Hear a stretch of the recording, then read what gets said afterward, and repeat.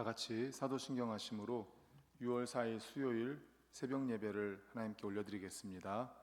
전능하사 천지를 만드신 하나님 아버지를 내가 믿사오며 그 외아들 우리 주 예수 그리스도를 믿사오니 이는 성령으로 잉태하사 동정녀 마리아에게 나시고 본디오 빌라도에게 고난을 받으사 십자가에 못 박혀 죽으시고 장사한 지 사흘 만에 죽은 자 가운데서 다시 살아나시며 하늘에 오르사 전능하신 하나님 우편에 앉아 계시다가 저리로서 산 자와 죽은 자를 심판하러 오시리라. 성령을 믿사오며 거룩한 공회와 성도가 서로 교통하는 것과 죄를 사하여 주시는 것과 몸이 다시 사는 것과 영원히 사는 것을 믿사옵나이다. 아멘. 찬송가 199장입니다. 찬송가 199장입니다. 함께 찬송합니다.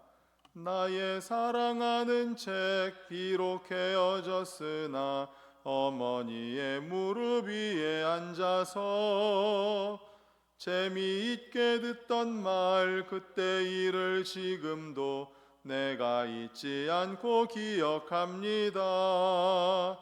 귀하고 귀하다 우리 어머니가 들려주시던 재미있게 듣던 말 이 책 중에 있으니 이 성경 심히 사랑합니다. 옛날 용맹스럽던 다니엘의 경험과 유대 임금 다윗 왕의 역사와 주의 선지 엘리야 바람 타고 하늘에 올라가던 일을 기억합니다. 귀하고 귀하다 우리 어머니가 들려주시던 재미있게 듣던 말 이 책 중에 있으니 이 성경 심히 사랑합니다. 예수 세상 계실 때 많은 고난 당하고 십자가에 달려 죽임 당한 일 어머니가 읽으며 눈물 많이 흘린 것 지금까지 내가 기억합니다. 귀하고 귀하다 우리 어머니가 들려주시던 재미있게 듣던 말 이 책 중에 있으니 이 성경 심히 사랑합니다. 그때 일은 지나고 나의 눈에 화나오 어머니의 말씀 기억하면서 나도 시시때때로 성경 말씀 읽으며 주의 뜻을 따라 살려 합니다. 귀하고 귀하다 우리 어머니가 들려주시던 재미있게 듣던 말 이 책 중에 있으니 이 성경 심히 사랑합니다. 아멘. 이 시간 우리 합심하여 통성으로 기도하시겠습니다. 먼저 우리 선교사님들을 위해 기도하겠습니다.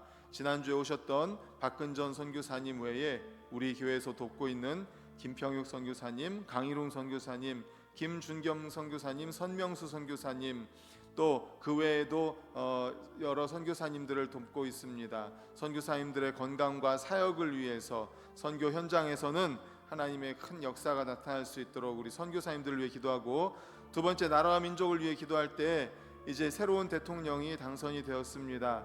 하나님께서 함께해 주셔서 이제 새로운 대통령이 헌신하여서 나라와 민족을 위하여서 국민을 위하여서 헌신하고 잘 지도하여서 속히 정치가 안정되고 경제가 회복되고 모든 것들이 하나님의 은혜로 잘 진행이 될 수 있도록 우리 다 같이 주여 한번 외치시고 통성으로 기도하시겠습니다.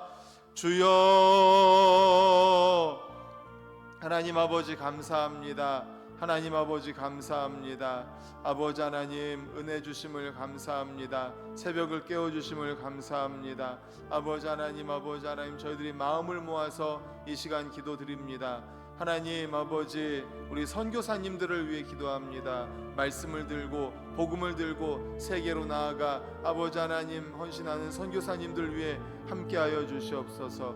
아버지 하나님 우리의 기도와 물질이 아버지 선교 현장에서는 오병이어의 기적으로 나타날 수 있도록 도와주시옵소서. 우리 교회에서 돕고 있는 아프리카의 김평육 선교사님, 강일훈 선교사님, 또 아버지 지난주에 오셨던 박근전 선교사님, 또 미얀마의 김준겸 선교사님, 또 일본의 선명수 선교사님, 또 아버지 하나님 KMC 선교하시는 또 선교사님과 또 아버지 탈북민 선교하시는 선교사님, 그 외에도 아버지 섬 선교위에 하나님 함께하여 주시옵소서. 주님의 은혜로 아버지 하나님 모든 선교사님들의 선교 사역과 선교사님들의 건강과 또 하나님 아버지 선교 현장에서 수많은 기적들과 은혜가 나타날 수 있도록 하나님 역사하여 주시옵소서.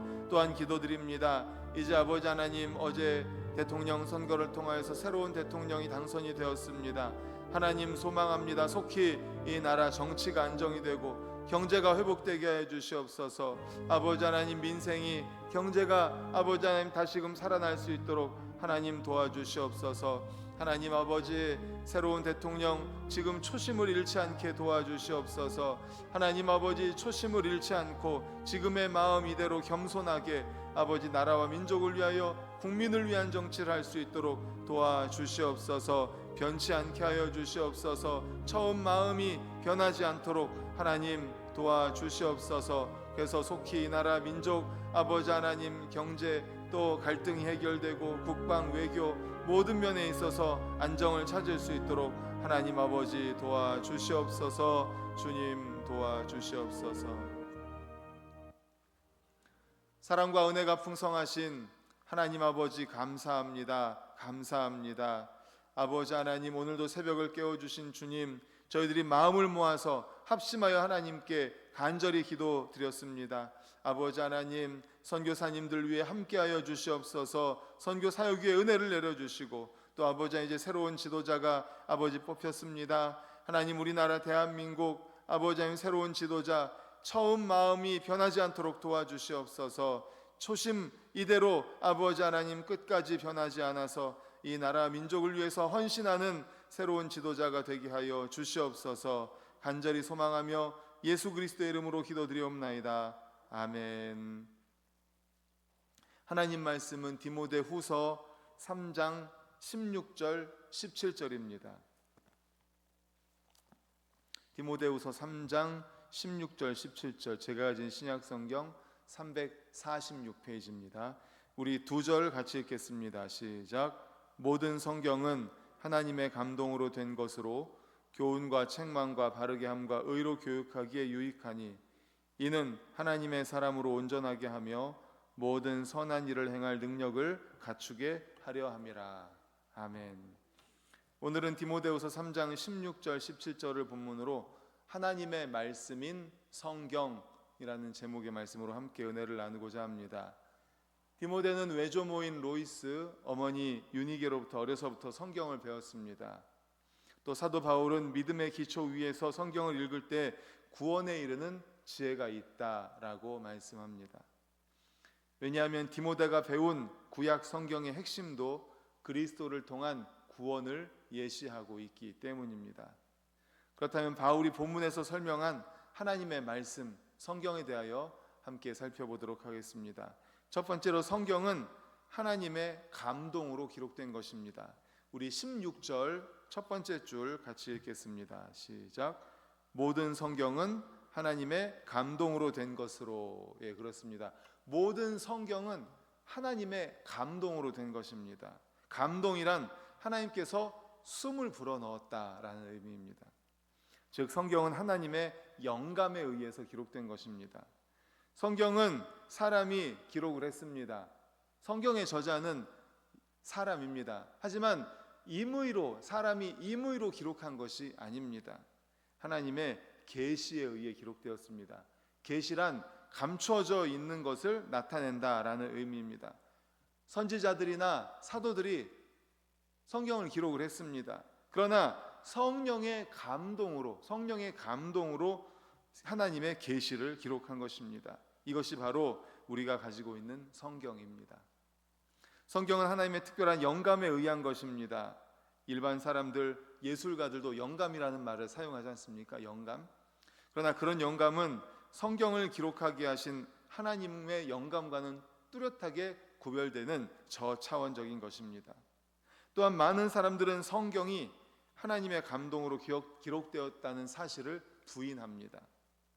어떤 사람들은 성경의 기적적인 사건들을 한갓 신화나 설화로 보기도 하며, 또한 성경을 인간들의 작품을 수집하여 편집한 것에 불과한 것으로 보기도 합니다. 그러나 인류 역사를 볼 때 수많은 사람이 성경을 믿고 따랐으며, 오늘날도 수억 사람들이 그 성경을 진리로 믿고 인정하고 따르고 있습니다. 뛰어난 문학 작품이 어느 한 시대를 풍미한 경우는 수없이 많습니다. 하지만 성경과 같이 전 시대를 통하여 수많은 사람을 감화시킨 것은 없습니다.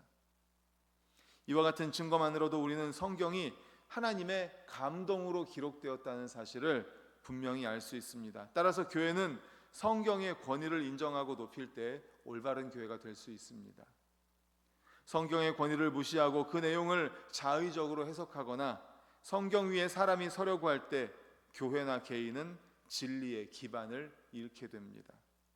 그러므로 교회는 우선 성경의 권위를 높이고 그것에 순종하는 것이 첫 번째 의무라는 사실을 믿으시기를 간절히 축원합니다. 아멘. 두 번째로 성경은 교육과 선행의 근거가 됩니다. 우리 16절 두 번째 줄부터 17절까지 같이 읽겠습니다. 시작. 교훈과 책망과 바르게 함과 의로 교육하기에 유익하니 이는 하나님의 사람으로 온전하게 하며 모든 선한 일을 행할 능력을 갖추게 하려 함이라. 아멘. 여기서 보면 바울은 성경이 양면적인 효율성, 두 가지의 효율성이 있다고 말합니다. 먼저는 교훈과 책망과 바르게 함과 의로 교육하기에 유익하다. 교육적인 부분을 이야기를 하고 있습니다. 첫 번째. 그리고 17절에서는 하나님의 사람으로 온전하게 하며 모든 선한 일을 행할 능력을 갖추게 한다. 그래서 선행이라는 부분에 대해서 강조를 하고 있습니다. 즉 교육적인 효율성, 선행이라는 효율성 두 가지를 이야기하는 겁니다. 첫 번째 교육적인 효율성은 신앙적인 자아의 완성하게 할 수 있고, 두 번째 선행이라고 하면 봉사를 말하죠. 성경은 먼저 우리 자신을 교육시켜서 올바른 그리스도인으로서 완성시켜 줍니다. 나아가 다른 사람들에게 주의 가르침을 실천하게 합니다.